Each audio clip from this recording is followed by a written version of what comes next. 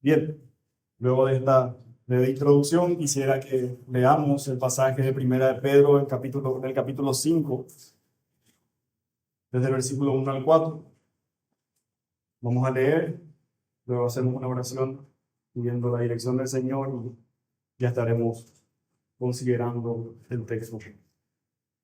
Dice: ruego a los ancianos que están entre vosotros, yo anciano también con ellos, y testigo de los padecimientos de Cristo, que soy también participante de la gloria que será revelada.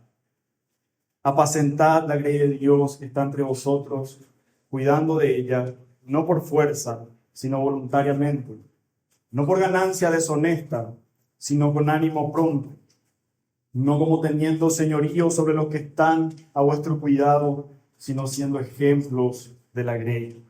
Y cuando aparezca el príncipe de los pastores, vosotros recibiréis la corona incorruptible de gloria.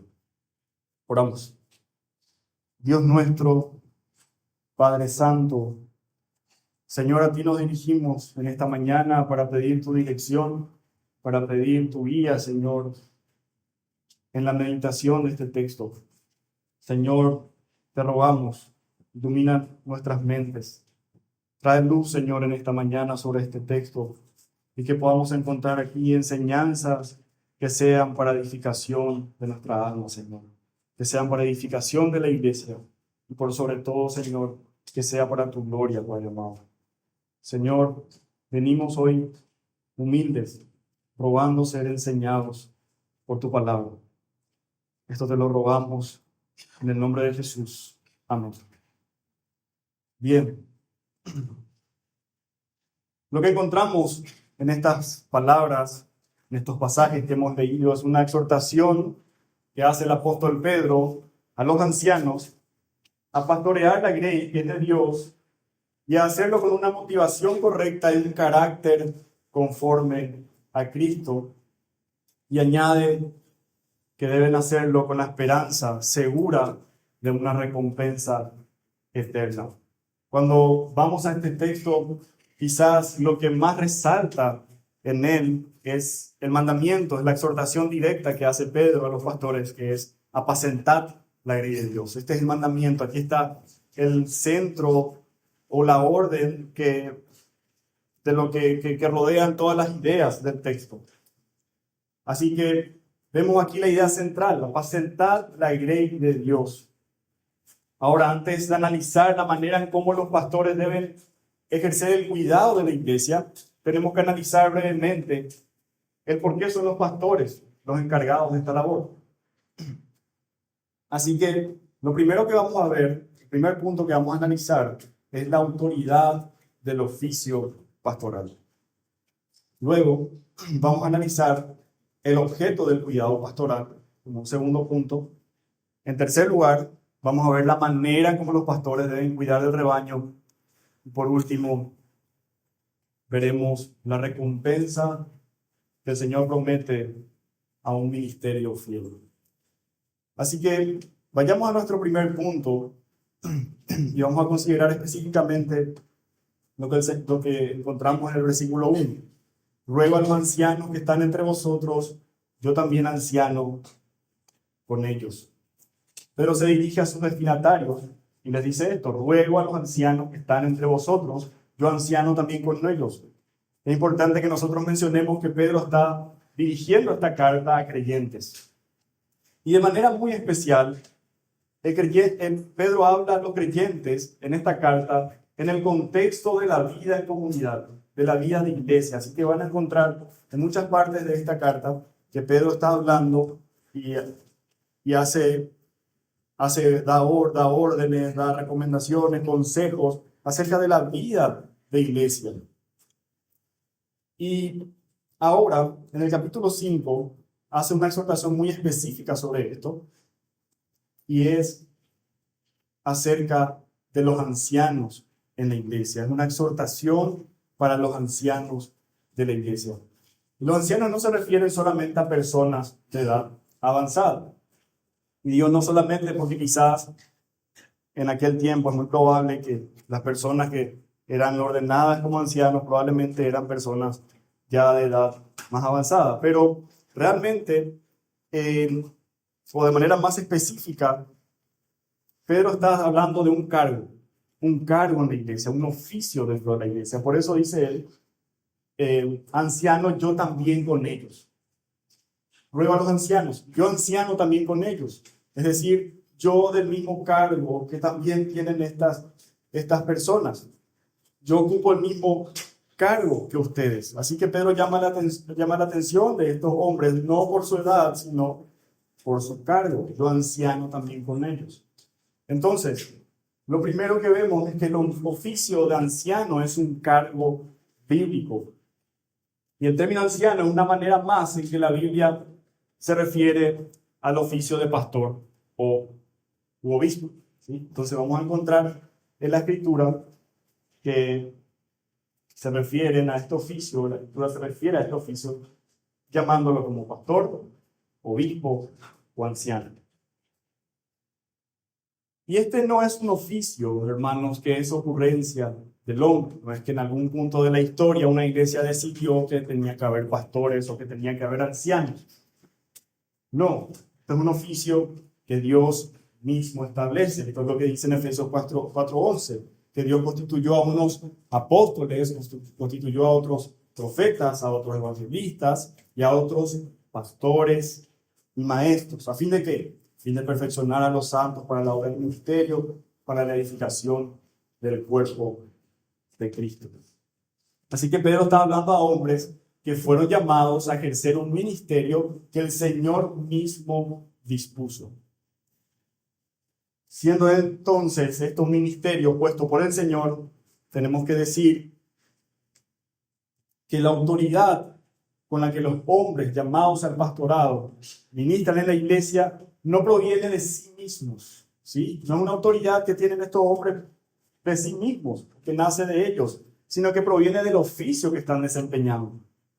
¿Y por qué? Y porque este oficio fue constituido por el Señor y Él ha llamado a estos hombres a ejercerlo. Así que de aquí proviene la autoridad de los hombres que están en este cargo.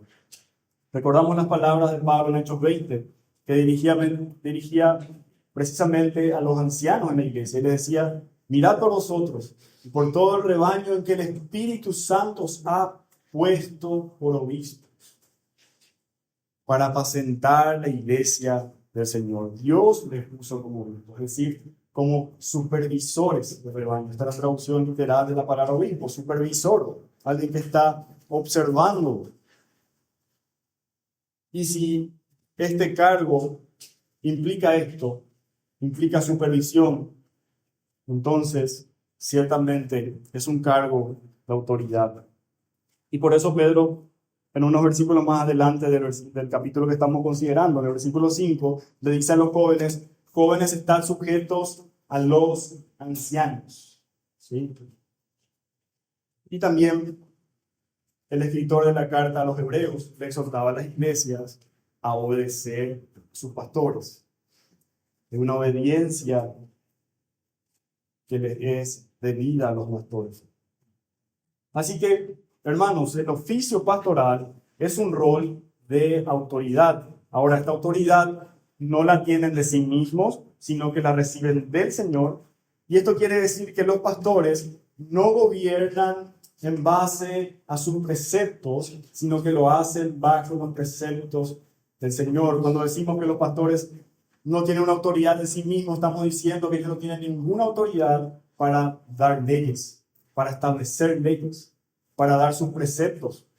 No, su autoridad proviene del Señor, así que lo que ellos están llamados a hacer es proclamar la ley del Señor, el camino del Señor, los mandamientos del Señor.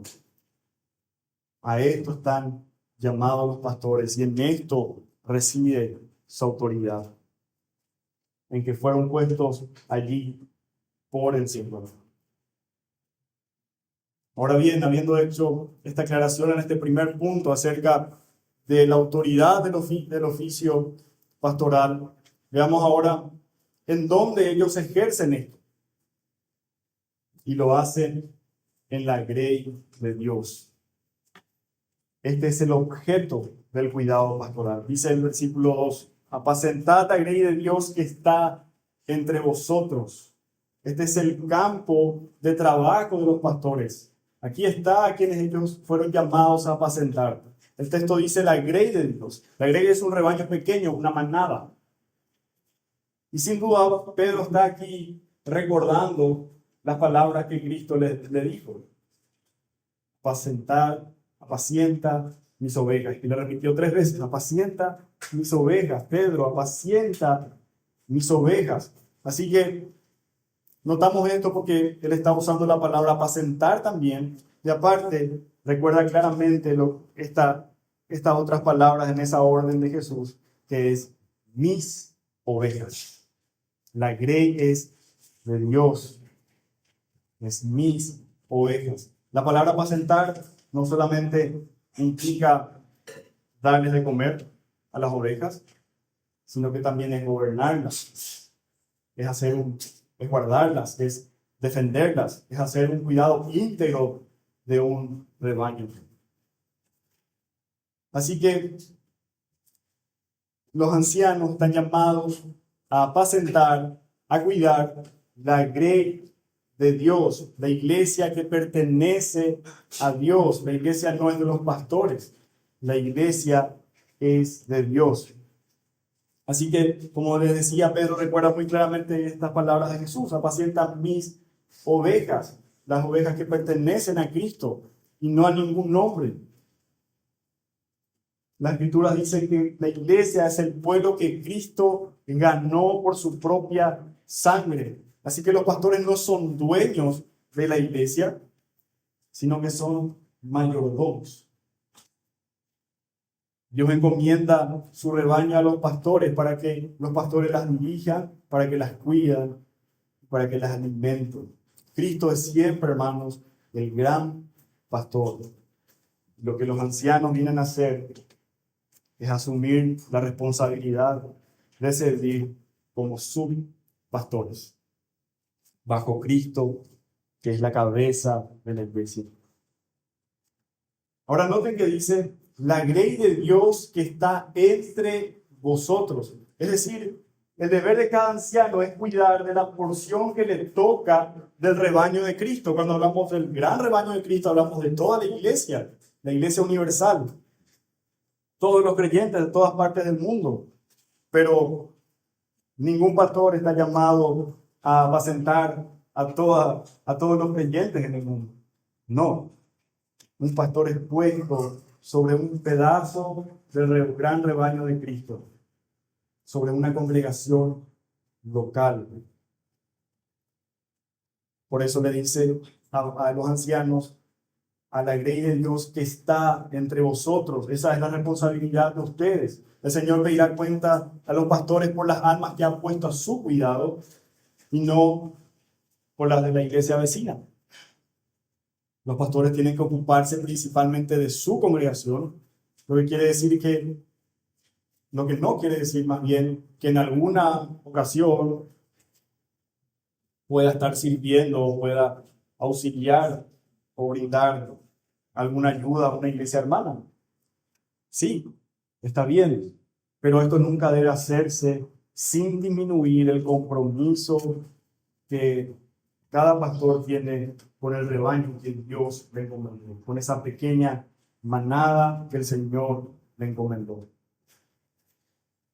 Por eso dice el versículo 27, el Proverbio, capítulo 27, versículo 23, sé diligente en conocer el estado de tus ovejas y mira con cuidado por tus rebaños.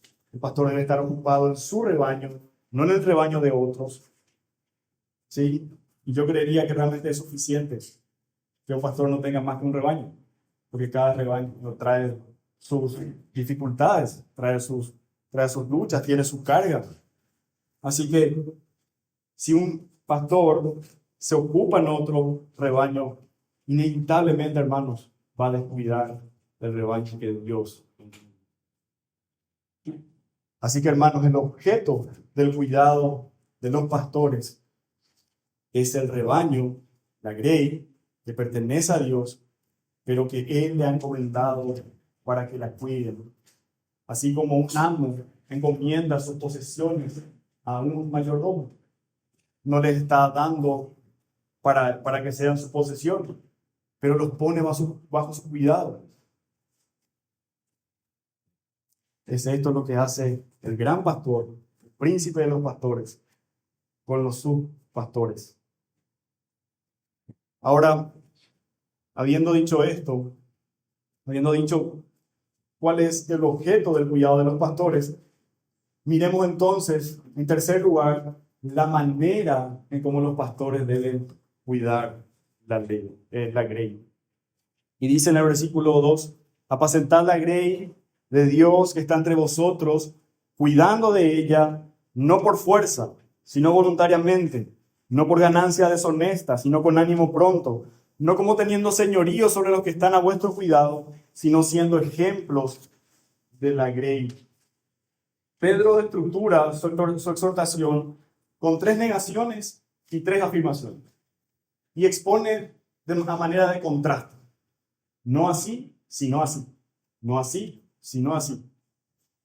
Contrasta un aspecto negativo con un aspecto positivo. Contrasta una manera en la que no se debe cuidar a la iglesia del Señor y una manera en como sí se debe cuidar a la iglesia del Señor.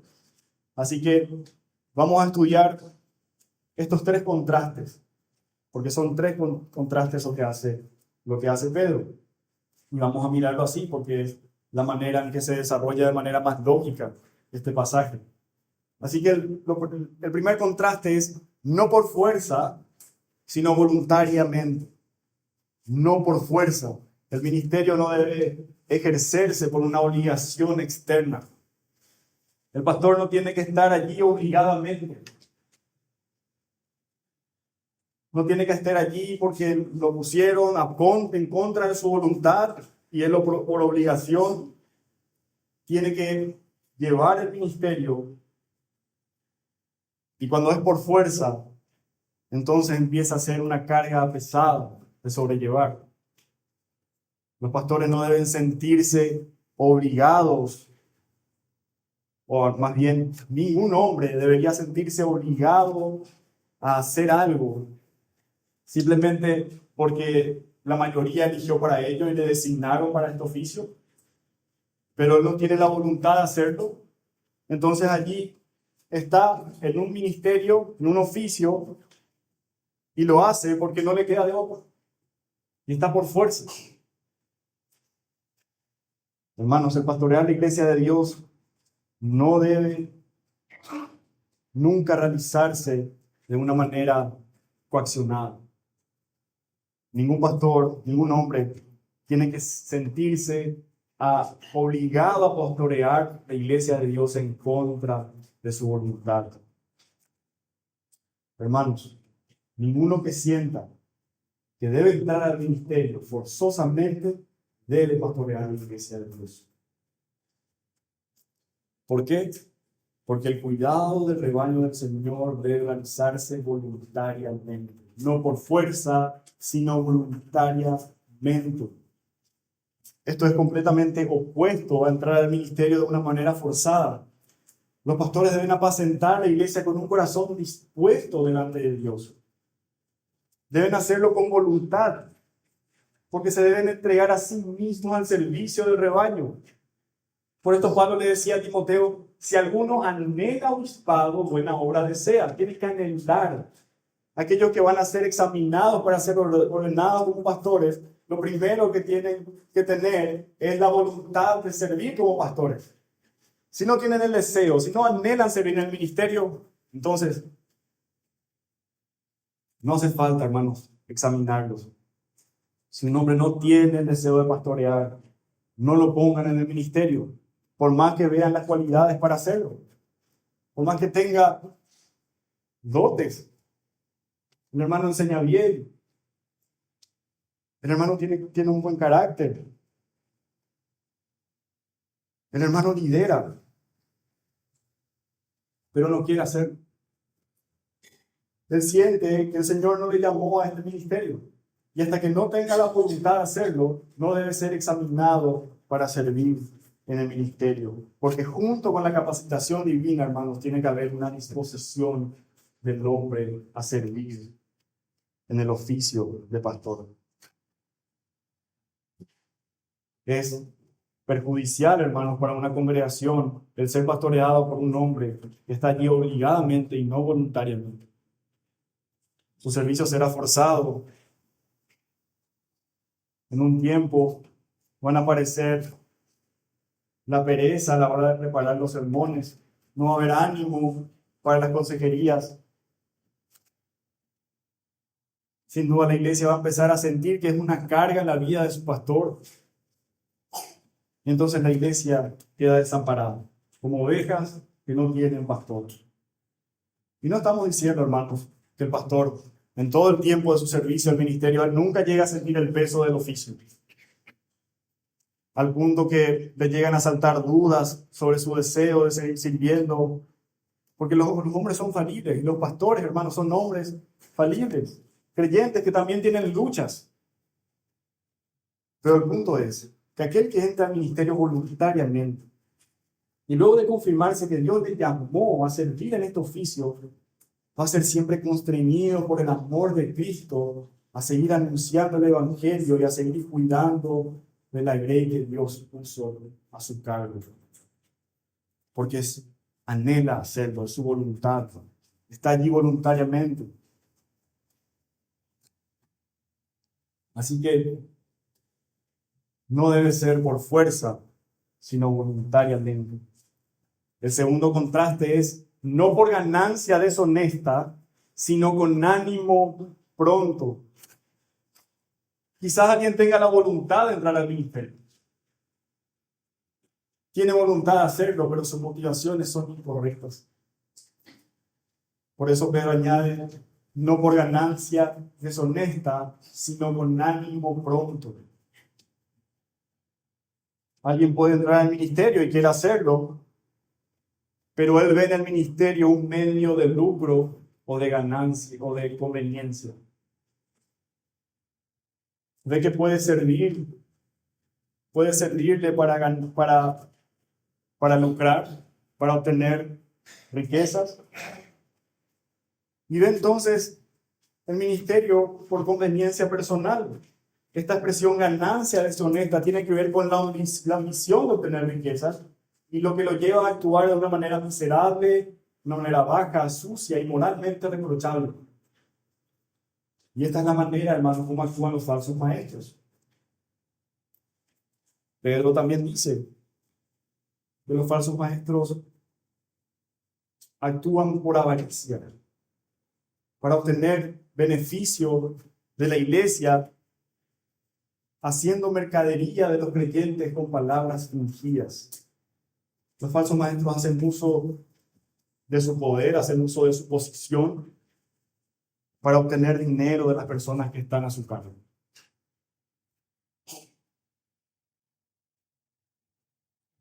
Lejos, hermanos, debe estar esta motivación de un hombre que entra al ministerio. Las escrituras enseñan, claro, que las iglesias deben sostener a sus ministros totalmente. El obrero es digno de su salario. Pero no debe haber en los pastores un deseo de dinero no merecido como motivación para su servicio, una ganancia deshonesta. Eso es lo que le motiva a estar en el servicio. El lucro, la conveniencia personal, nunca debe ser la motivación para el ministerio. El pastor no debe tener un ojo en la recompensa terrenal. No debe estar mirando lo que va a obtener terrenalmente de su servicio en el ministerio. No tiene que servir porque le paguen por hacerlo. No. Nunca debe estar en el ministerio por dinero o por los beneficios que el ministerio pueda brindarle.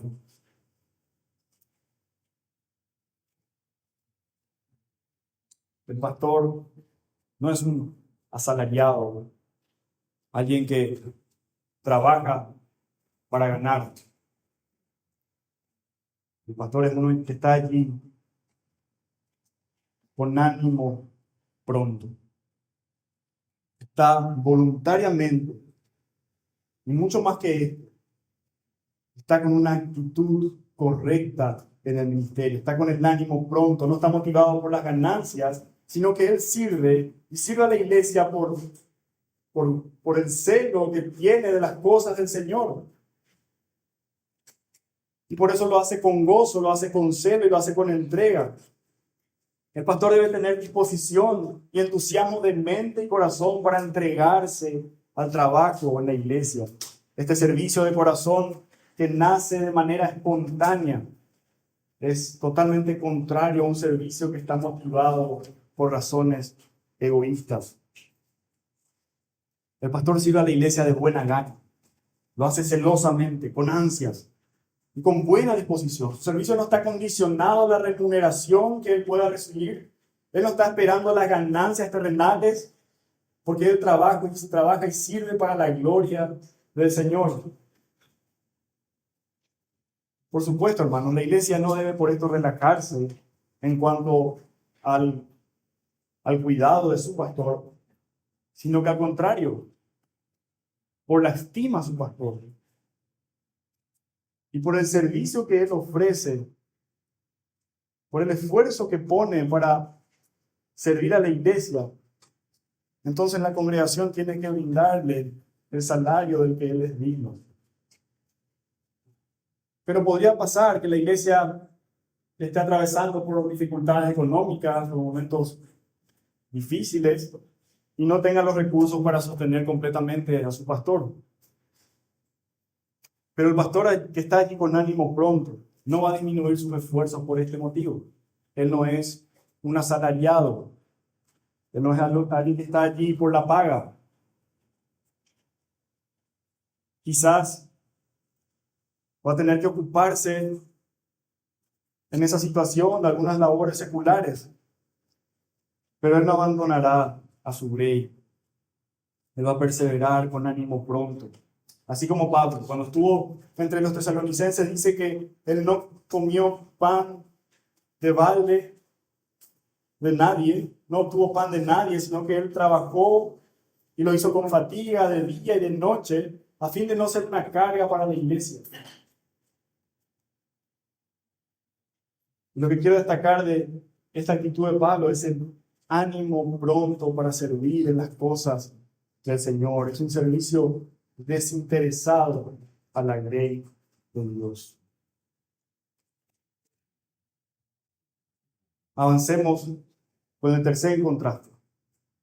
No enseñoreándose de la grey, sino siendo ejemplo. Este es el tercer deber pastoral. Es cuidar de la iglesia, no como teniendo señorío de los que están a vuestro cuidado, sino siendo ejemplos de la grey.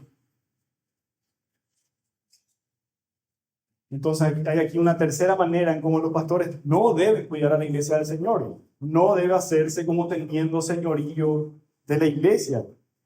El liderazgo cristiano no es autoritarismo y no es dominio. El pastor no debe señorearse sobre sus ovejas, es decir, no tiene que adueñarse de ellas como su posesión y por lo tanto pretender dominar a las ovejas. Esto implica que una persona use técnicas, artimañas para manipular e intimidar al rebaño en el ejercicio de su liderazgo. Yo soy el pastor, la Escritura dice que ustedes me tienen que obedecer. Yo soy el que decido, mis decisiones se deben respetar. La imposición, hermanos, de autoridad no es la manera en cómo los pastores deben apacentar la grey de Dios. Los pastores van al frente de la grey mostrando el camino. Se ponen allá enfrente y muestran con el ejemplo.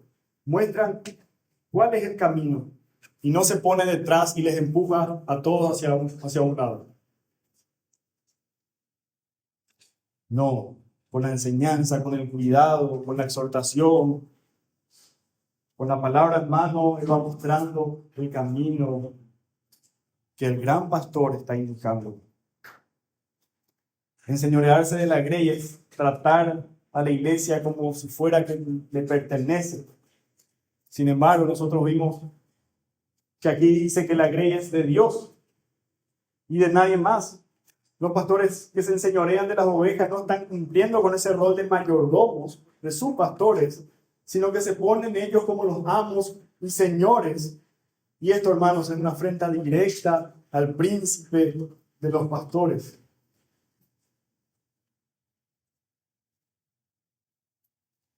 El pastor que se enseñorea de la iglesia está queriendo apropiarse de algo que Cristo ganó por su propia sangre y que Cristo reclamó para sí. Una traducción más exacta de este versículo, si se traduce directamente de las palabras en el original, sería: no como enseñoreándose sobre las heredades del Señor. Ningún hombre, hermanos, tiene derecho a declararse Señor sobre algo que pertenece exclusivamente a Cristo. El rebaño que está al cuidado de un pastor es parte de la heredad del Señor. Los pastores jamás deben convertirse en tiranos abusivos sobre los creyentes. Esta es la condena que Dios hacía a los falsos pastores en los tiempos de Ezequiel. En Ezequiel 34:4 leemos: no fortaleciste a los débiles, ni curaste a los enfermos, ni vendaste a los quebrantados, ni hiciste volver a los que habían sido expulsados, ni buscaste lo que se había perdido, sino que con fuerza y crueldad los gobernaste. Lejos, hermanos, de este gobierno autoritario y dictatorial, el pastor está llamado a cuidar de la iglesia de Dios, siendo ejemplo de la ley. La palabra aquí para ejemplo es una palabra griega que es tupos. Y esta palabra hace referencia al patrón de una imagen que se fija o se acuña en una moneda. El patrón, el modelo que se utiliza para ir poniendo la imagen en cada moneda. Bien, hermanos, el pastor debe ser el modelo, el ejemplo. El pastor debe liderar siendo la representación o la pauta que la congregación debe seguir. Es la figura, es el modelo, es el ejemplo a seguir. Así que el pastor guía a la iglesia más por su vida que por su cargo. El pastor no apacienta al rebaño ordenando que se hagan las cosas, sino que él mismo las hace y las muestra con el ejemplo, la manera en cómo deben hacerse. Por eso, hermanos, es muy importante que el pastor cumpla con los requisitos de carácter y de dones que están estipulados en 1 Timoteo 3, 7, y Tito 1, 6 al 9.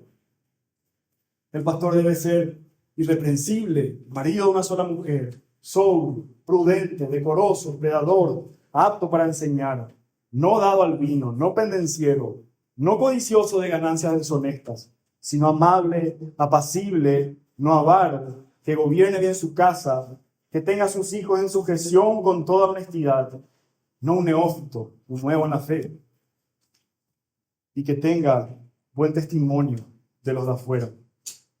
Si un pastor no es irreprensible, ¿cómo podrá guiar con el ejemplo? Si un hombre no es íntegro en su hogar, ¿cómo podrá ser ejemplo? Pablo le decía a los filipenses: hermanos, uníos en seguir mi ejemplo y fijaos en los que así andan, pues nos tenéis por modelo. Fíjense, hermanos, en aquellos que siguen mi ejemplo. Fíjense en ellos. Búscalos. Mantén los ojos abiertos sobre aquellos hombres y mujeres que puedan mostrarte cómo ser un mejor cristiano. Y en específico aquí, mantén los ojos abiertos sobre los hombres que sirven el ministerio, porque ellos te muestran el modelo a seguir de cómo debe ser un cristiano. Un pastor está llamado a esto, a ser un ejemplo de cristiano. El pastor tiene que cuidar su vida sabiendo que los demás le están observando. ¿Cómo ama un marido a su esposa? ¿Cómo se relaciona con sus hijos? ¿Qué es la integridad? ¿Cómo se aplican los principios bíblicos en la vida? ¿Cómo se trabaja con otras personas? Un pastor debe vivir de tal manera que pueda decir, miren, escúchame y observa a un hombre que se esfuerza por caminar con buena conciencia ante los hombres y ante Dios.